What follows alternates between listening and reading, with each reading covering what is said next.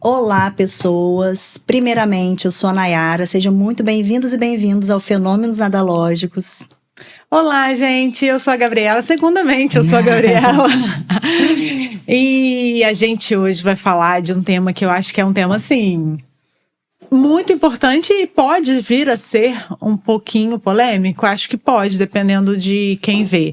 A gente vai falar sobre o tempo no corpo, mas não é em qualquer corpo não, é no corpo da mulher. O tempo no corpo da mulher, o envelhecimento feminino. Quem pode envelhecer? Quem tem o direito de envelhecer? As mulheres têm o direito de envelhecer? As mulheres podem envelhecer sem procedimento estético? E quem são essas mulheres que envelhecem sem procedimento estético?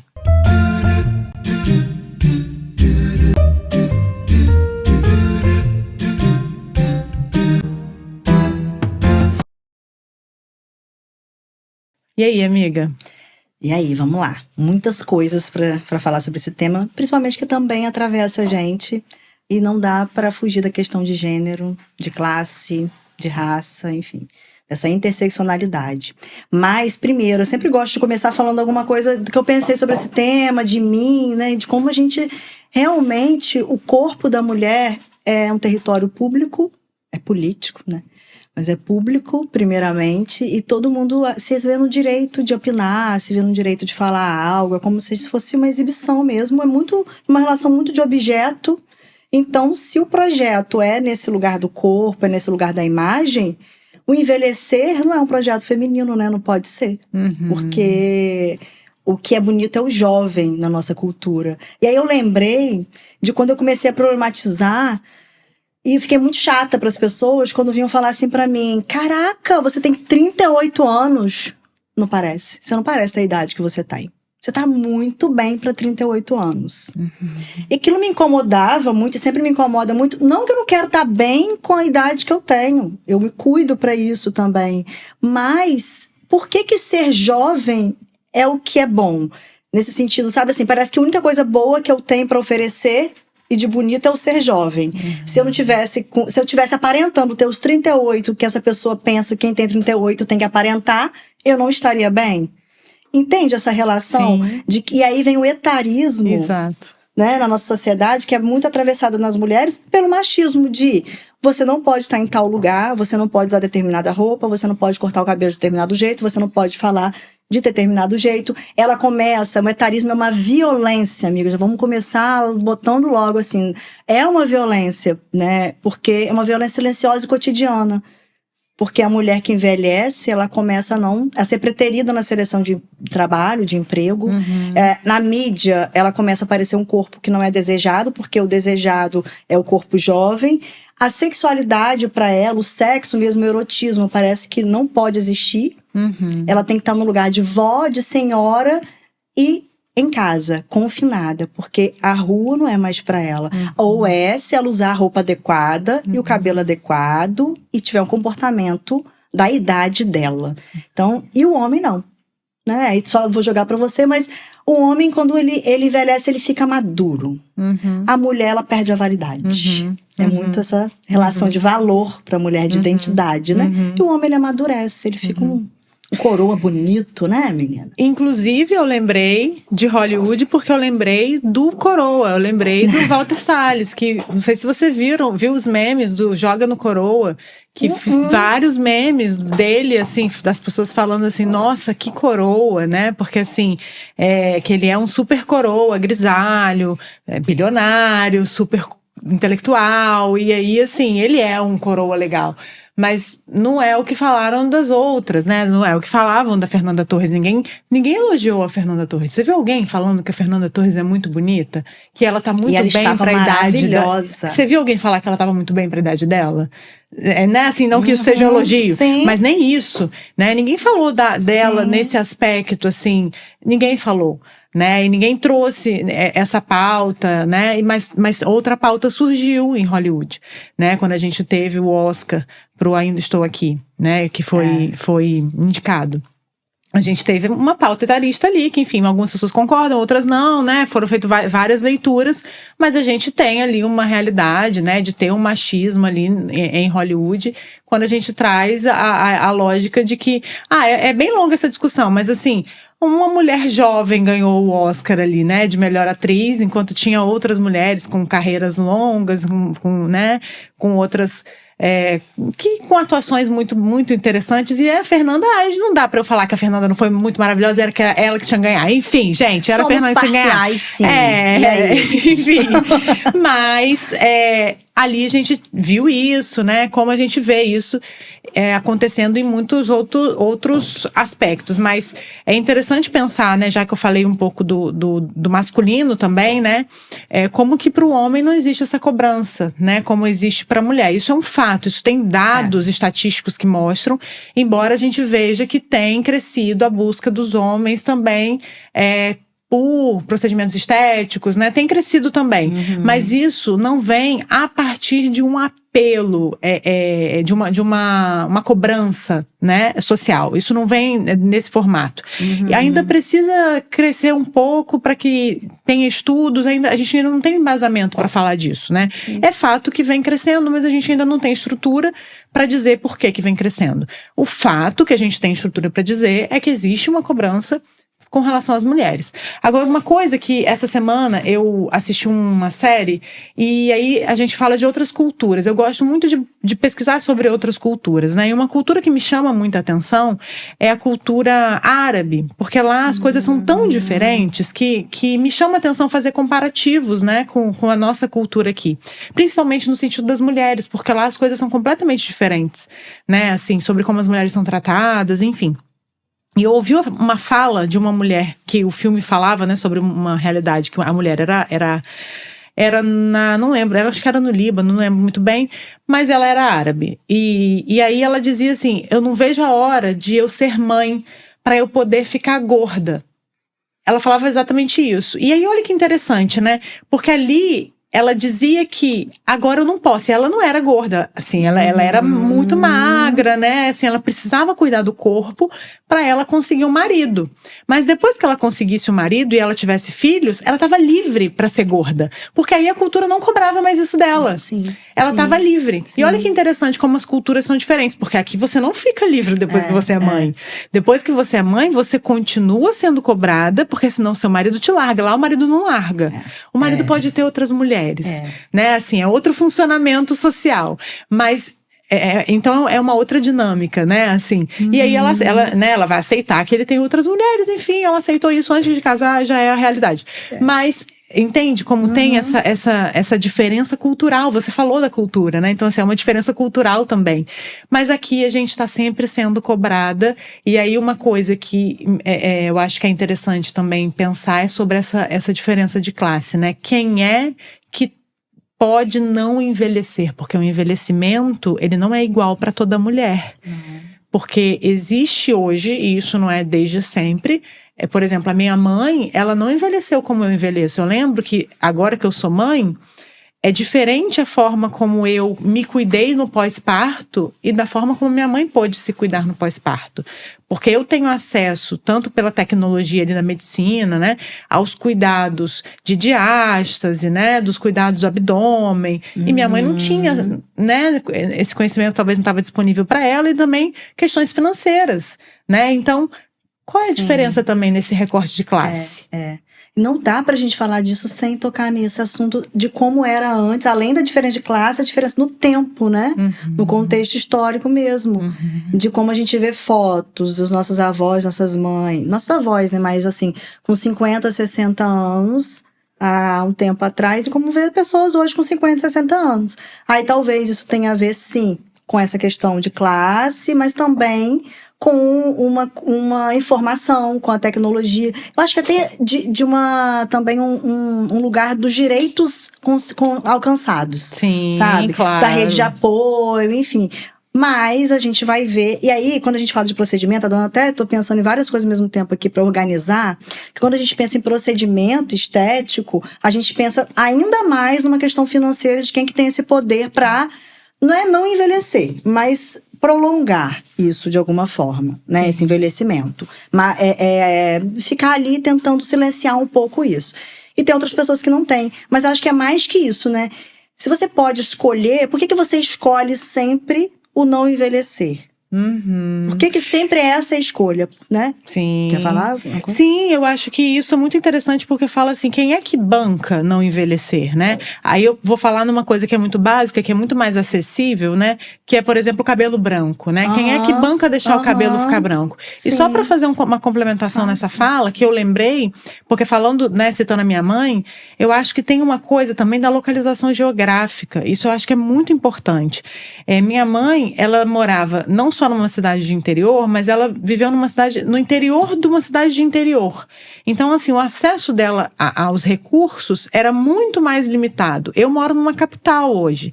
Então, quem vive numa capital, e vamos dizer, num país subdesenvolvido, vai ter acesso a determinadas coisas que quem vive no interior do interior não vai ter. Quem vive num país desenvolvido, numa capital de um país desenvolvido, vai ter acesso a tecnologias muito mais de ponta do que quem vive, entende? Então, assim, as diferenças, elas não estão só, elas têm muitas camadas, né?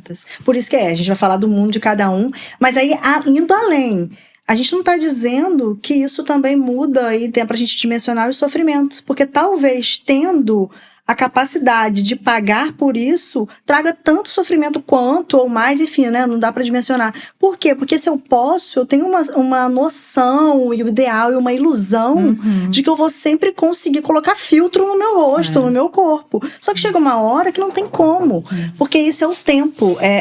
A força do tempo, ela é imbatível. Não tem como você negar. E aí, pensando nessa proposta de por que tem uma diferença de gênero tão bem ali classificada, né? Por que isso... Eu lembrei, você vai falando, eu vou lembrando de um monte de coisa, e aí eu organizo pra ver o que eu trago, né?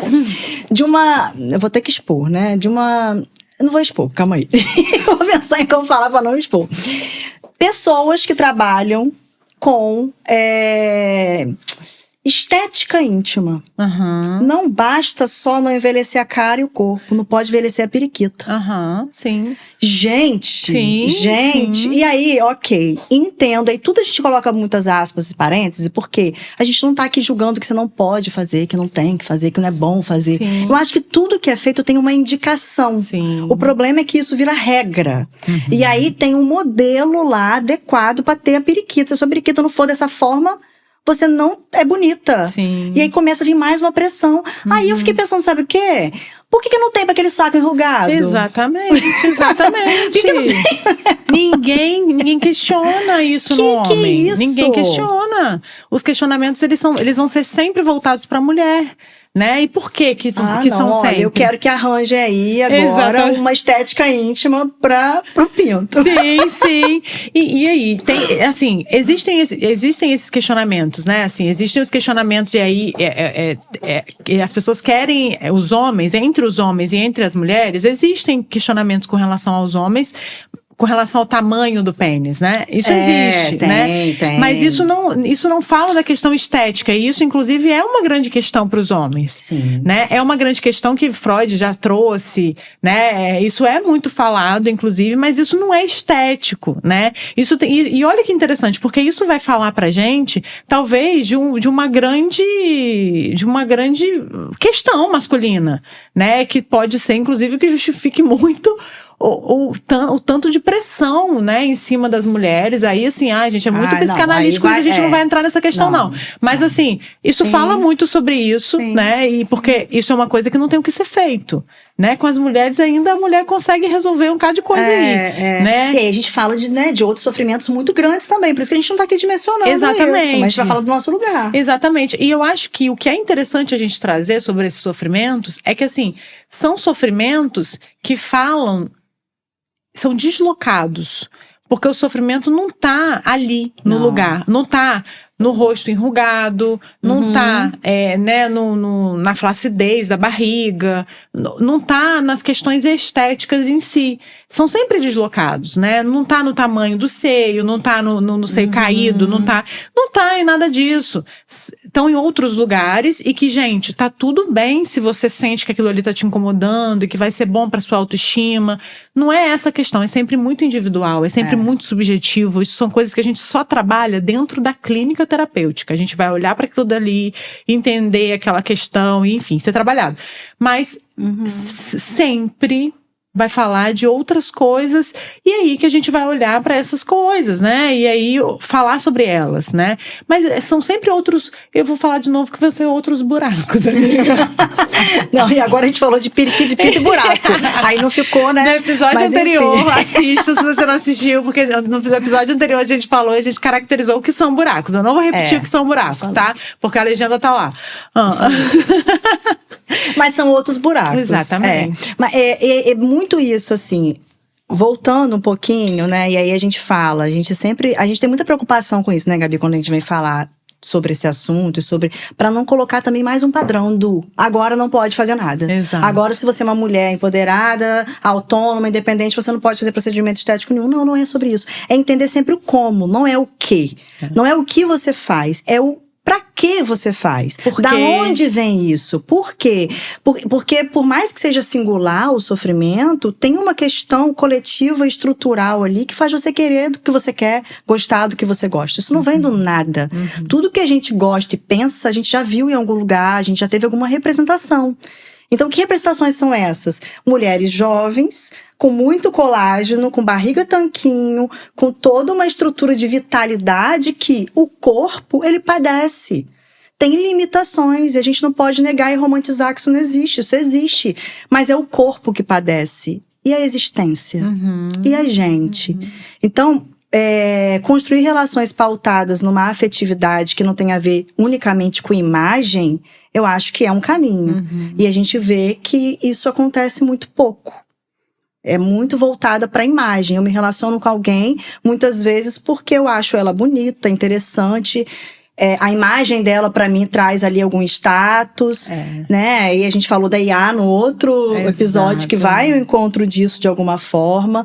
Mas a questão é, quem essa mulher pode ser? Que espaços ela tem? Parece que os anos vão passando e a gente vai perdendo pertencimentos, lugares que a gente pode estar.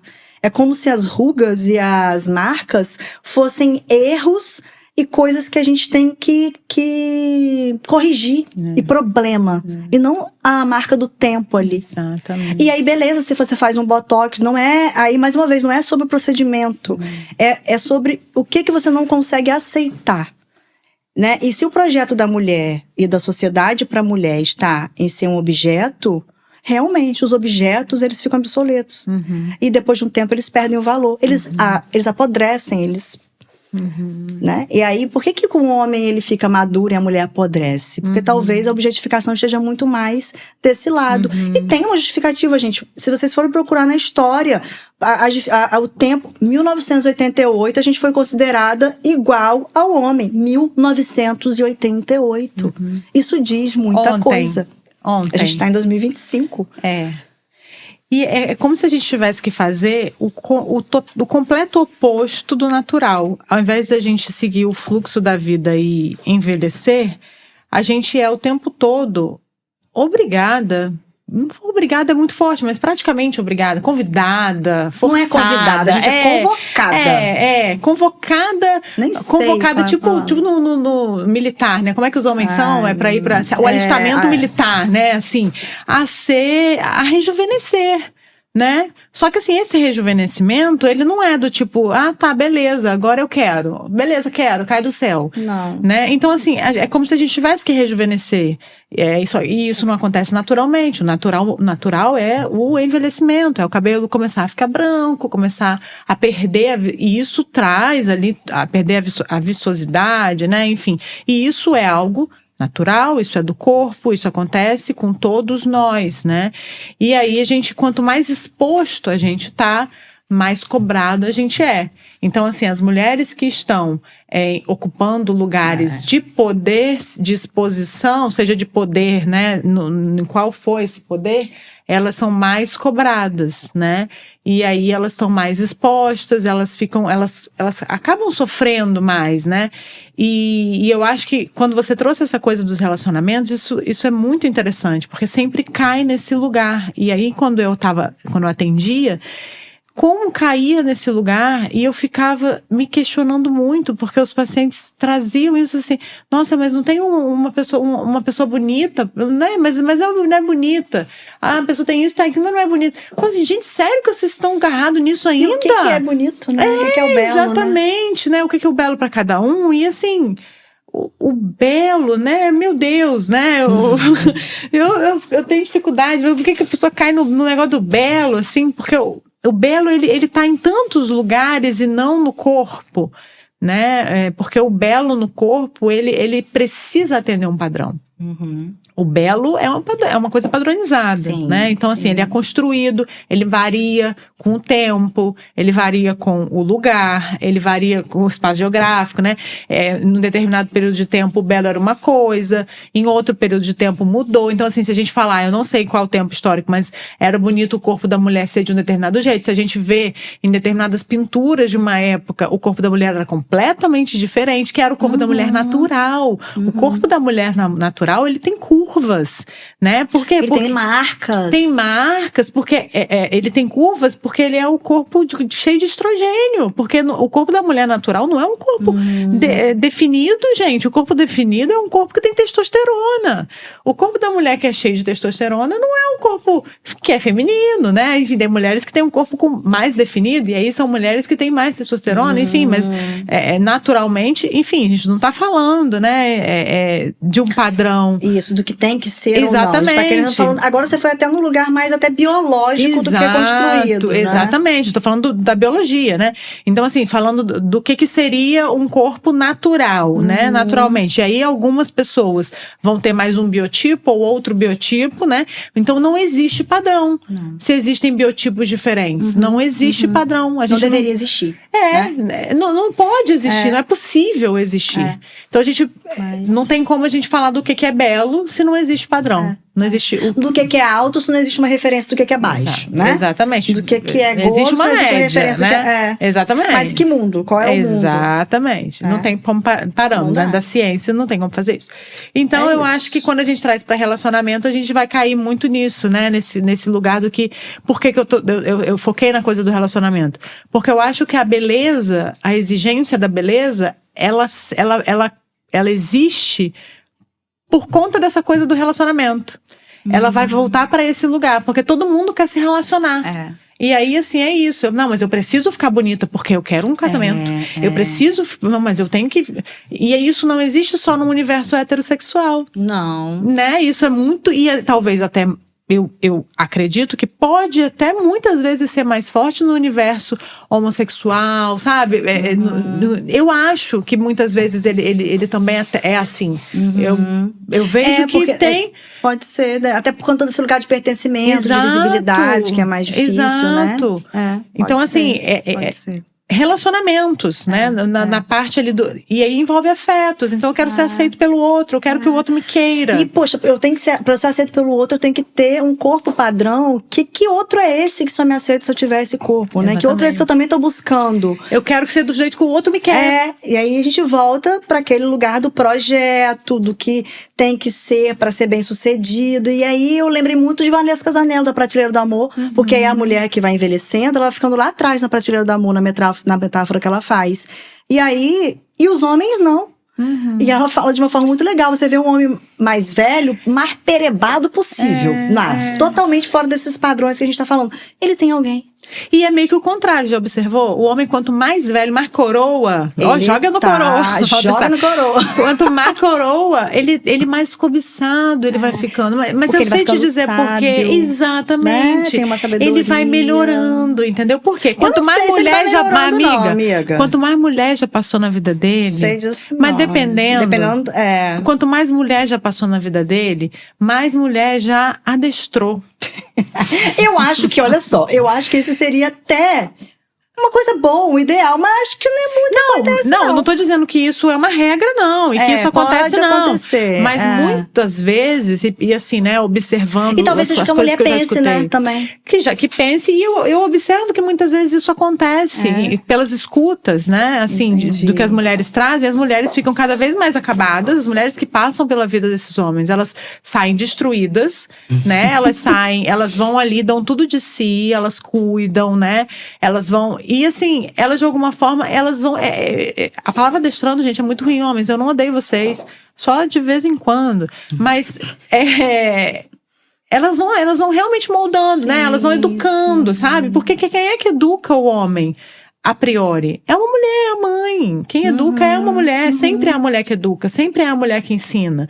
Então é a mulher que vai fazer esse papel com os maridos também. Quanto mais mulher passou pela vida dele, mais educadinho ele foi ficando. Sim, ele estava aberto para isso, né, amiga? Porque também, como não tem uma escassez como tem para as mulheres, às vezes ele pode escolher e aí ele tá se achando bonzão, alecrim dourado, e não tem que mudar nada, porque... Sim. Né? Não, mas eu não tô dizendo que ele é esse homem melhor, não. Eu tô dizendo que as mulheres estão entendendo isso. Entendi. Que o joga no coroa é essa ideia, entendeu? Da sabedoria. Exatamente. De que ele é esse cara, olha, esse coroa aqui tá maneiro. E aí, de repente, esse coroa é um coroa que já tá mais estável na vida, entendeu? Assim, vários aspectos. E de repente ele já tá aposentado. Já tem a lancha lá e as meninas já estão tudo. Horror. Amiga. Mas aí, esse coroa, ele não quer a mulher mais velha, né? Não tô falando das Não, eu tô falando disso, porque aí ele quer, né? A mais... E aí eu lembrei, sabe de quê? Porque a mais velha já vai estar sábia. Ela já não vai estar querendo. Ela não vai aceitar. Não entendeu? Não vai. E aí é legal que eu lembrei daquela... Gente, é porque a gente às vezes vai pra profundidade e volta pra uma coisa mais, né, mais alegre, até porque acho que são papos tão densos, né? Eu lembrei da música do Thiaguinho. Você sabe que eu não sei nada de pagode, então me atualiza aí. Não, me fala o que é pra eu saber. E eu tô tentando lembrar, eu só sei uma parte, tô tentando construir, mas acho que se eu falar, vocês vão lembrar. Porque ele tá falando pra mulher voltar logo, correr logo atrás dele, porque tem uma novinha atrás dele. Olha aí. Entendeu? Eu sou o cara pra você, só você que não quer ver. E aí tem uma novinha atrás de mim. Tipo assim, vem logo, porque tem uma novinha atrás de mim. Sei qual é essa música tipo assim, aí, olha, tem a novinha que é melhor, porque ele tá botando um juízo de valor. Tem uma novinha, mas eu tô querendo você.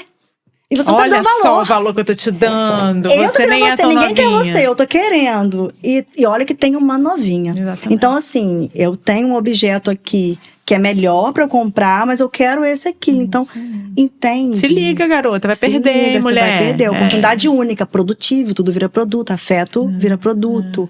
Tem um termo que eu ouvi também, que falando desse negócio de produto, depois eu vou lembrar que eu achei muito interessante, mas não vem agora. Mas aí, voltando pra esse ideal do que a mulher tem que ser, essa semana, eu tava te falando, eu vi no Instagram, uma pessoa comentando sobre a Silvia Popovic, que é uma mulher mais velha, que foi jornalista, que é jornalista, eu acho, apresentadora, enfim.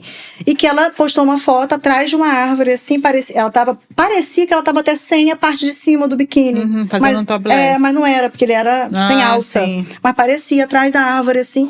E aí foi uma enxurrada de comentários. E os comentários eram os piores possíveis, de coloca um filtro, da próxima vez ajeita seu cabelo, que ridícula, nossa, você tá tão bem com o corpo, por que tá atrás da árvore? E a velha indo pra praia de nudismo. E assim, eu fiquei apavorada, embora eu saiba que isso acontece, né, acontece muito, mas assim, eu fiquei apavorada do quanto as pessoas... E aí, que pessoas são essas? Mulheres. De como elas não veem ali o quanto isso é libertador. Se ela tá fazendo isso, o quanto você pode pegar isso como uma referência e falar assim, caramba, que legal, uma mulher tá fazendo isso, eu posso fazer também, ela tá mostrando ali que tem uma potência. Não, eu vou querer destruir, porque é incômodo ver uma mulher que não está preocupada com o que os outros pensam. Exato. E isso é muito incômodo, ver uma mulher que passou talvez pela vida e conseguiu dizer não, e conseguiu se dizer sim, e conseguiu se aceitar. Se Tanto escolher. que uma pessoa fala, exatamente, ser ela, uma pessoa fala assim, se você está bem com o corpo, usa a sua inteligência, não mostre o seu corpo. Quem é uma outra pessoa para dizer se eu vou mostrar o meu corpo ou não? Isso faz parte ela tava na praia, ela vai mostrar o quê? Ela tem que falar o quê? De filosofia naquele momento. Ela estava na praia, em Salvador, Trancoso, sei lá onde. Enfim, então como que incomoda também, Gabi? Aí eu vejo que é como se um projeto social, um sistema falhasse quando uma mulher, ela sai desse lugar que colocaram e ela vai pra vida com a ruga dela, com o corpo dela, com o desejo dela. Viver sem cuidar do outro, sem estar para o outro. Viver pra si ali naquele momento. Sim. Né? Sim. E agora, assim, sendo mãe, né, eu acho que isso vem muito de encontro ao que eu tenho percebido, né, eu não vou nem dizer sentido tanto, mas eu tenho percebido, tenho observado e tenho analisado, né, porque quando a gente é mãe também, isso fica muito pesado, porque começam a te fazer muitos questionamentos. Eu percebi isso logo depois que Joaquim nasceu, algumas vezes que eu fui ao salão fazer a unha e me perguntavam no salão, com quem que seu filho tá? Né? E aí, assim, é um pouco dessa questão. Por quê? Porque isso me fez pensar na mulher. Ninguém pergunta ao meu marido onde é que ele tá. Não. Ninguém pergunta. Então, assim, me veio por conta disso, né? Me trouxe a reflexão. Onde a mulher pode ir com a roupa que ela quer, né? Do jeito que ela quer, com quem ela quer. Porque ela também não pode se relacionar com quem ela quer. Porque a gente falou do coroa com a novinha, mas e a mulher? Ela pode ser a coroa com o novinho, né? Então, a mulher, você falou lá no início, né, que o corpo da mulher, ele é público, né? E eu entendi o que você quis dizer. O corpo da mulher, ele não é público, né? As pessoas tratam como sendo público. Né? O corpo da mulher, ele não é público, gente. O corpo da mulher, ele é território dela, né? Cada corpo é próprio, né? Mas o corpo da mulher, depois que é mãe também, enquanto tá grávida, principalmente, ele é entendido como público, né? Porque é um corpo que todo mundo entende que tem o direito de opinar, de estar ali, né? Enfim, mas depois que nasce, então, meu filho, ninguém quer ajudar em nada. Aí ninguém quer ser rede de apoio. Ninguém quer ter sua responsabilidade. Mas a mulher, ela tá sempre nesse lugar de ser julgada, de ser criticada, de ser apontada, né? Ela nunca tá no lugar de ser acolhida, né? O homem sempre encontra uma brecha para acolher esse homem e para colocar a mulher para ser crucificada. E quem são essas mulheres, né, que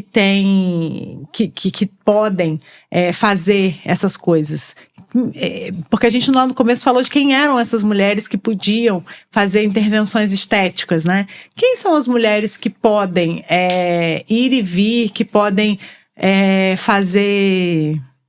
usar a roupa que querem? Será que existem essas mulheres? Porque existem as mulheres que podem fazer intervenções estéticas, pagar por isso e tal. Não sei se elas preenchem os buracos delas, não. Momentaneamente, sim, né? Exatamente.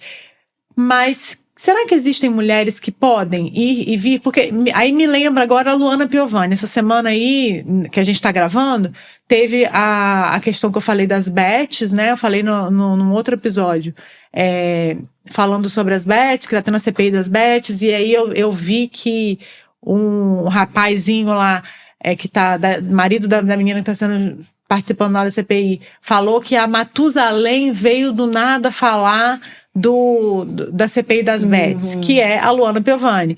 Cara, a Luana Piovani, ele chamando ela de Matusalém, né? Tipo assim, uma mulher velha, né? Que essa Matusalém? Cara, ele não é ninguém, né? Que veio... Ele é literalmente um Zé Ninguém, que veio falar dela. E assim, a Luana Piovani, ela é essa mulher que você citou. Ela é essa mulher que escolheu a si, que não... Eu nem tô falando que eu gosto dela, que eu desgosto. Sim, ela é indiferente pra mim. Indiferente, né? Mas ela é uma mulher que se banca. Ela é uma mulher que ela fala o que ela pensa. Ela é uma mulher que incomoda por ela ser quem ela é. Pela autenticidade dela. E aí a gente volta pra falar desse conceito de autenticidade. Quando a gente fala autenticidade, a gente não está falando de uma palavra solta no negócio do dicionário. A gente está falando de um conceito existencialista. A gente está falando de um conceito importantíssimo dentro de um trabalho terapêutico, inclusive. Que é um conceito que a gente poderia... Eu gosto de falar um pouco assim, que a gente poderia, se existe cura dentro da terapia fenomenológica, a gente poderia falar que é autenticidade. Que viver de maneira autêntica, com uma postura autêntica diante da vida, isso é a cura para a vida. Porque quando você vive sendo quem você é, você vive. Você não coloca máscara, você não vive ansioso, porque você não tá preocupado com o que tá acontecendo ali ou aqui, você tá vivendo, você tá só vivendo, sabe? Isso é uma postura autêntica diante da vida. Você tá fazendo as suas coisas, você tá fazendo as suas escolhas, você não tá preocupado com o que vão achar do vídeo que você fez na internet. Você deu sua opinião, não interessa o que quiser, ninguém vai falar do vídeo que você... Não interessa que ninguém acha que você é Matusalém, não interessa que ninguém acha da roupa que você usou, ou porque você não tá mais, você tá com tantos anos, e se você tá com a ruga, ou se você tá usando. Não interessa. E se você escolheu fazer o botox ou não, se você pintou o cabelo de azul. Sim. É que a autenticidade é uma apropriação de si. E aí isso vai também, né? Aí trazendo para a fenomenologia, a gente vai existindo e a essência vai acontecendo a partir da existência. E não tem uma essência que a gente vai com ela a vida toda. Então a autenticidade é você a cada momento se atualizar de quem é você, ser curioso por quem você é. Sim. E não quer dizer que você não vai se afetar. E eu sei que não foi isso que você falou, mas às vezes pode parecer que é uma coisa que tipo assim, tô nem aí, o outro não existe. Não, o outro existe. Você vai se afetar pelo que o outro faz, mas não vai te limitar. Você vai olhar para o que o outro faz, pensar o sentido que isso faz para você e deixar com o outro que é do outro e pegar o que é seu. E isso vai ao longo da vida. E talvez uma mulher que já tenha passado por todo esse processo da vida, das transformações, de escolhas, consiga se dizer mais esses sims e mais nãos para os outros. Sim. Eu percebo isso no meu processo. Com 38 anos hoje, eu gosto muito mais de mim do que eu gostava quando eu tinha 20. Eu também. Muito mais. Eu me acho um mulherão da porra. Eu com 34, depois de ser mãe, também digo a mesma coisa. Sim. E aí eu não troco, por quê? E aí não é uma hipocrisia, não, tipo, tá romantizando. Não, porque hoje tudo que eu conheço sobre mim e o que eu vivo é muito mais eu do que era lá. Tá, lá era um outro eu, era o eu daquele momento, sim, mas era um eu que tinha muita vontade de fazer muitas coisas e se sentia limitada. Hoje eu tô aqui com a minha tatuagem, com quantas eu quiser fazer, com a roupa que eu quero, falando o que eu quero. Não é porque isso veio do nada. Tem toda uma história que deixa, que faça com que hoje eu consiga ter esse lugar.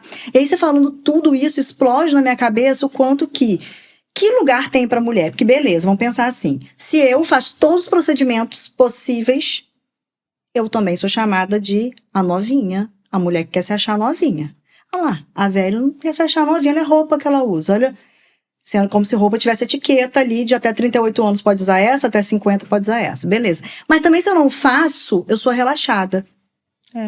Então, a gente entende quando a gente vai percebendo e ouvindo as histórias e olhando para nossa própria vida, que não tem um lugar que não tenha julgamento, sofrimento, preocupação, ansiedade. Não existe esse lugar. Então, o que precisa existir é o lugar que eu escolho para mim, que é possível para mim, que não só eu escolho, porque também a gente escolhe o que é possível que eu me sinto mais à vontade comigo, com o meu corpo, na minha casa.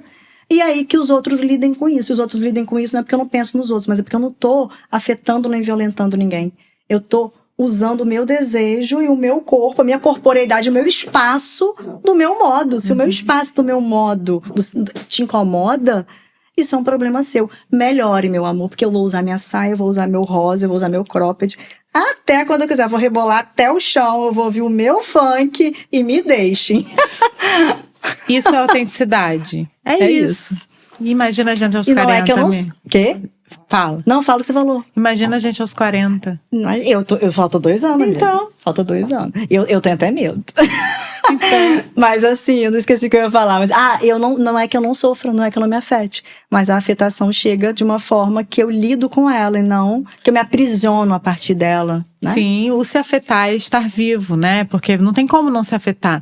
Mas a autenticidade é, inclusive, bancar o se afetar, né? Então, assim, é o se afetar sabendo que está sendo afetado e que esse afeto faz parte de quem a gente é também. Então, eu vou lidar com esse afetamento ali que está acontecendo em mim, né? Vou bancar ele. E vou bancar isso de vão falar de mim se eu fizer ou se eu não fizer. Eu estou fazendo porque faz sentido pra mim. Faz sentido pra mim. Então, viva a autenticidade de escolher pintar o cabelo ou escolher deixar o cabelo ficar branco, né? Escolher fazer o procedimento ou escolher não fazer o procedimento. Porque seja qual for a escolha, vão falar. Então, vou falar. Mas o importante é o que a gente falou no início, né? Mas se pergunte, por que eu preciso fazer isso? Que buraquinho isso quer preencher? E se você mesmo assim quiser fazer, você pode fazer, mas com consciência. E não sendo obrigada e manipulada, né, Gabi? Sim. É isso, senão a gente vai até amanhã, porque esse papo flui, né? Flui muito. Espero que vocês tenham gostado.